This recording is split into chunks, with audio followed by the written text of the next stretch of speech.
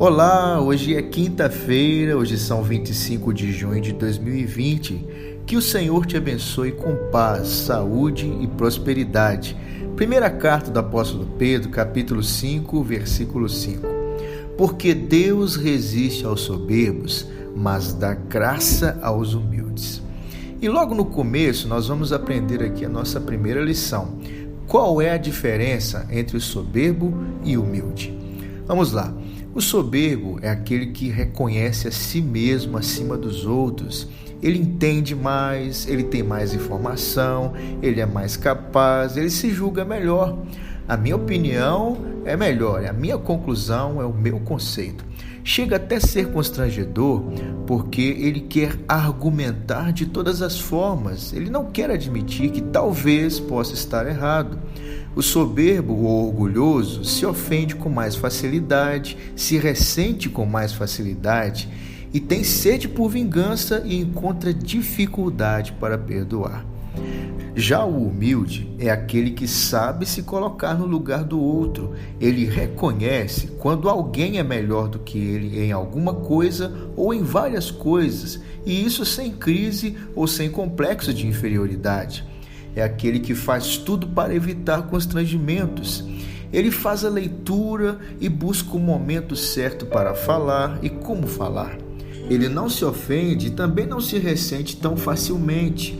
Ele tem mais disposição para perdoar e para reconhecer que está errado. Humildade ou orgulho, tudo isso está muito acima do temperamento. Quer seja sanguíneo, colérico, fleumático ou melancólico, são nossas ações que vão sinalizar quem realmente somos. Então, cada um deve avaliar a si próprio e não aos outros, porque uma coisa é certa: Deus resiste ao soberbo, ou seja, ele se opõe ao soberbo, ele é contra, mas ele dá graça ao humilde, ele se coloca a favor do humilde. E como eu havia prometido no devocional de ontem, 24 de junho, hoje vamos aprender com um personagem bíblico não muito desconhecido. Ele era um grande homem, um homem de muito conceito. Era comandante de um exército, um herói de guerra, e o Senhor até lhe concedeu uma vitória. Mas ele tinha um problema, era leproso. Mas qual é o nome desse personagem bíblico?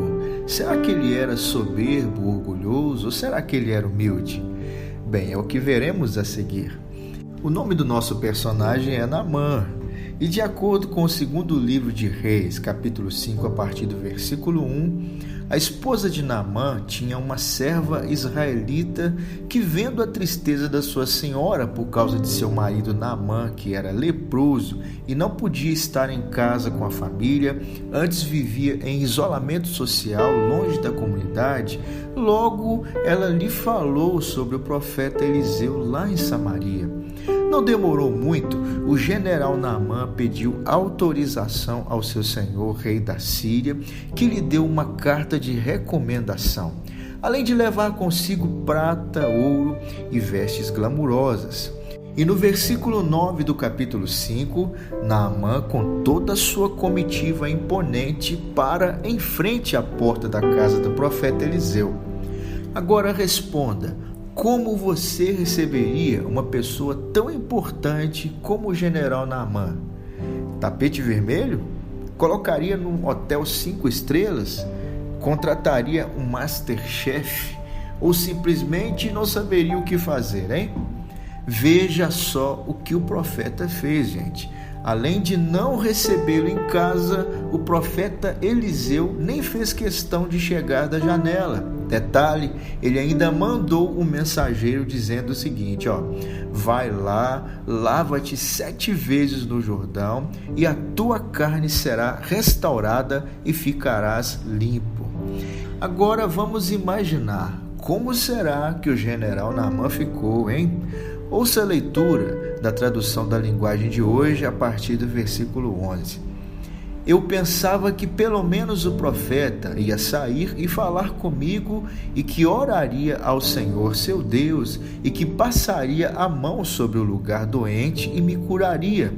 Além disso, por acaso os rios Abana e Farpar em Damasco não são melhores do que qualquer rio da terra de Israel? Será que eu não poderia me lavar neles e ficar curado?" E foi embora muito bravo. Veja o quanto ele ficou indignado. Suas palavras demonstram o quanto ele se sentiu ofendido e ressentido, e ainda saiu argumentando. Isso só demonstrara o quanto ele ainda era soberbo, orgulhoso, vaidoso, apesar da lepra. Ele estava disposto a ir embora, e se ele voltasse e contasse tudo para o seu senhor, rei da Síria, como seria? Certamente teria vingança e derramamento de sangue. Já caminhando para o final, ouça agora os versos 13 e 14. Então os seus empregados foram até o lugar onde ele estava e disseram: "Se o profeta mandasse o Senhor fazer alguma coisa difícil, por um acaso o Senhor não faria? Por que é que o Senhor não pode ir se lavar, como ele disse, e ficar curado?" Então Naamã desceu até o rio Jordão e mergulhou 7 vezes, como Eliseu tinha dito, e ficou completamente curado. A sua carne ficou firme e sadia como a de uma criança. Verso 15 agora. Depois ele voltou com todos os seus homens até o lugar onde Eliseu estava e disse: "Agora eu sei que no mundo inteiro não existe nenhum Deus a não ser o Deus de Israel." E é aqui que eu aprendo a segunda lição do nosso devocional hoje. Por que às vezes enfrentamos tanta dificuldade para resolver algo tão simples? Por que é que às vezes eu tenho a impressão de que quanto mais a gente cresce, quanto mais a gente se informa e aprende, mais a gente complica as coisas? Era para ser o contrário. Por que às vezes tantos argumentos e questionamentos em torno de algo tão simples? Por que não levar em conta a opinião simples de uma menina, como afirma o verso 2 do capítulo 5? Por que um patrão não poderia ouvir a opinião de seu funcionário?